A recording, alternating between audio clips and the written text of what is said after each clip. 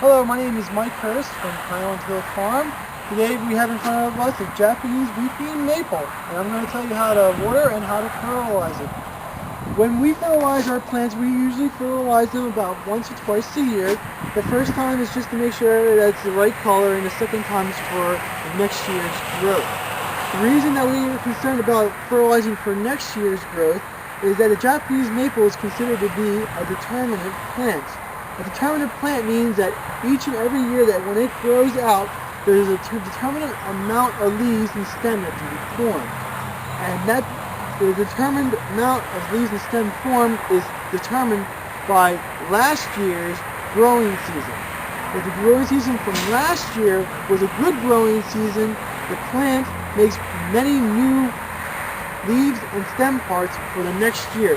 And those new leaves and stem are stored in the bud. So when the bud forms, it's very important that it has enough water and enough fertilizer in the system of the plant to make lots of new parts for next year. When we fertilize for next year, we usually fertilize in about early August. That way that the fertilizer can get into the soil and get into the plant system. Because in about late August and into the fall time is when the buds start to form. And when we use fertilizer, we use a slow-release fertilizer called Osmocote, and we just do a broadcast fertilizer just on the top of the plant on the surface. We don't ever put any fertilizer injections or any of the liquid type in. We just use the granulated form that slowly releases over time. Usually, Osmocote comes in different colors for different years, and we can see here we have some green and we have some white. The green stuff's from this year, the white stuff's from the other year. That way we know if we fertilized it or not.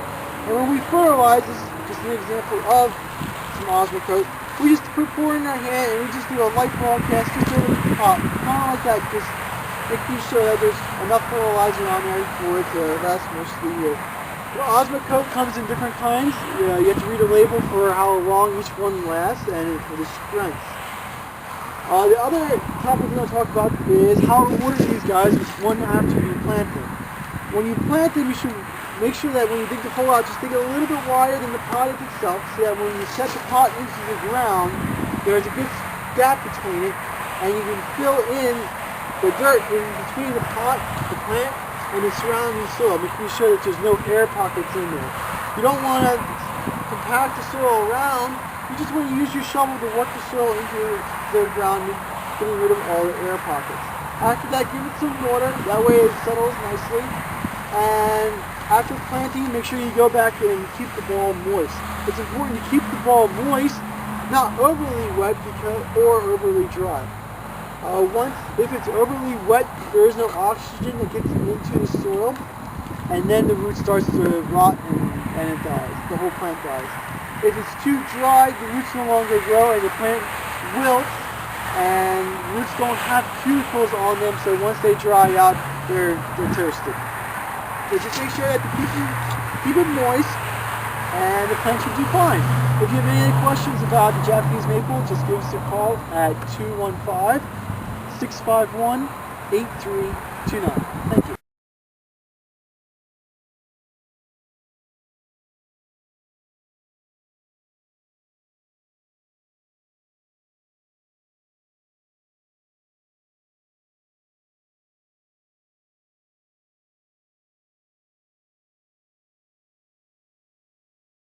Nursery and greenhouse laying operations on Route 313 in Fountainville. And if you want to come and tour this barn, just give us a call at 215-651-8329 and we'll arrange for you to have a tour of the barn. It's not a problem. We don't mind letting people come and take a look at it. You know, it's an old historic structure and it's available for you to view and come and walk through. And while you're here, you can look at our trees, plants, and shrubs that you can see at our nursery. We grow thousands of trees, plants, and shrubs here on Route 313. We have greenhouses, and we also have an old pig pen. That's our office now, is an old pig pen. So you can come to the farm on Route 313 and get a farm tour. Anytime, just call us at 215-651-8329. Bye-bye.